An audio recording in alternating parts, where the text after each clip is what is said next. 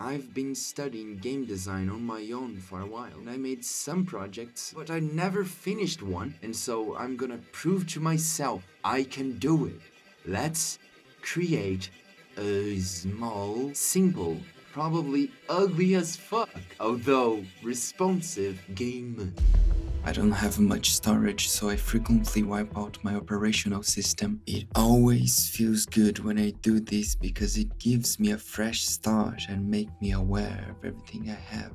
After the wipeout, I plug this hard drive into my keyboard and then I have access to all the software I need to reinstall. If you have everything organized, it only takes a few minutes to do so, which then gives me some time to eat an apple.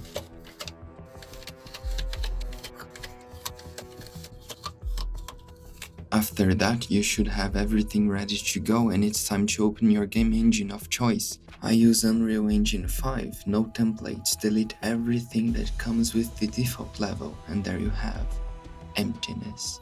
Just like you feel inside of yourself, but in this case you can simply add things back on. And so before you do that, you've gotta think. As who's starting out, limit yourself to these options: 2D or 3D. You can always try different perspectives afterwards. But as of right now, just pick one and move on. I chose 3D because I find it more interesting to look at. Drag something into the level to represent the perspective you picked. This will probably be a floor. Then I opened Blender and rigged the default cube just so the engine interprets the object as a skeletal mesh instead of a static mesh. The only difference is that the skeletal mesh can be animated where the static one can't, and this will be important to manipulate animation data, but first you have other things to decide. The primary inputs of the game will manipulate a world or a character. In my case it will be a character because I like the illusion of having control over something that doesn't really exist. But then it raises the question, will the character be controlled in first or third person? I chose third person and made some inputs to control the character movement, and then you can engage the camera using the mouse, of course. And the last primary input is to zoom in and out using the scroll wheel. I clamped the values to a limit so you can't see inside of the character. And finally, we have the first spark of joy: freedom. But let's not get so excited yet, that's pretty standard. We've reached a point where it's very easy to mess up by adding unnecessary complexity. Therefore, fight the urge of adding anything related to graphics or sound. It might not seem like it, but you have a lot to figure out already. By giving this much freedom to the player, you established a safe factor, and that's really good. Despite the fact that it's also boring. You see, safety is a state that only exists because there is the counterweight of danger. Therefore, now that we gave too much freedom, we must take it away.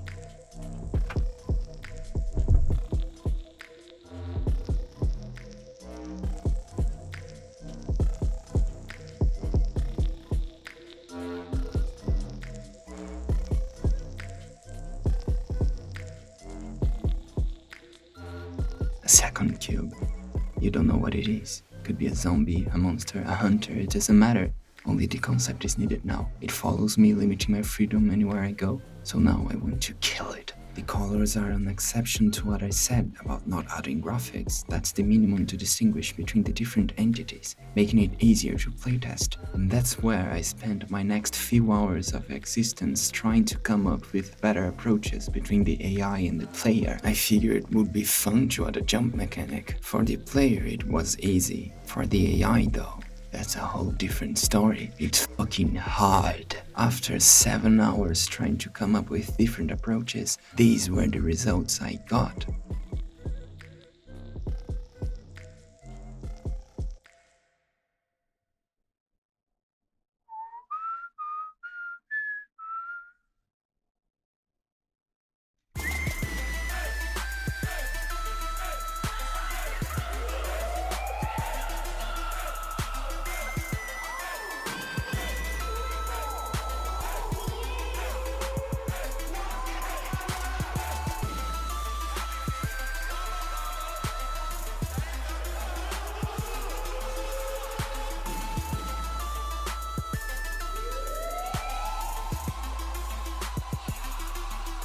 Jumping around the level with a bunch of AI chasing me was fun for a few minutes. Then it gets dull, because again there's not enough friction to stop whatever the player wants to do. So in theory, I could make the AI aggressive straight away, or I could improve the interaction further by creating tools that allows the player to have more actions within a set of resources. And I know it sounds like nonsense what I'm saying, but it will make tons of sense once I show you. And so that's what I designed using C++.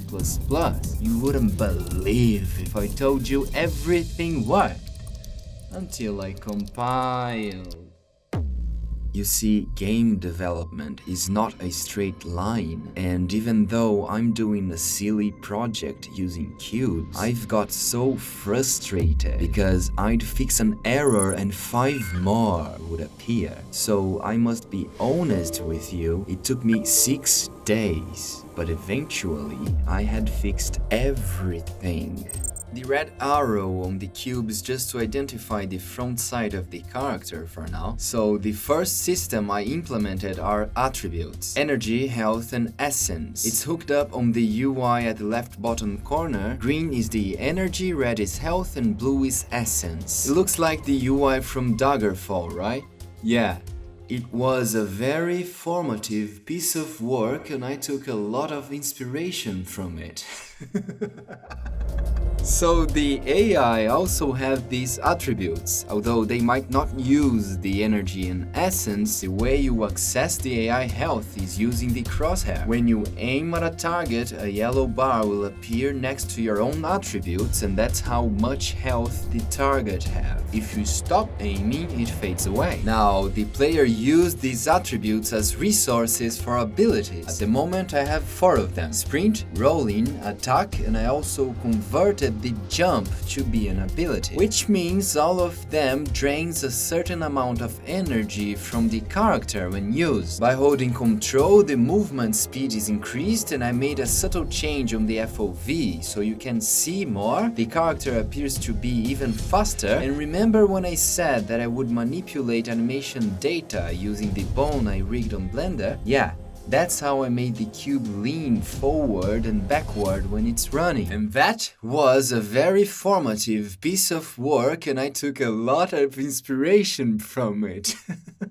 It was from a GDC talk, alright? But most importantly, we can attack multiple targets at once. It has a nice knockback effect as well. If that's not impressive, I don't know what is, dude. Dark Souls? Kill me.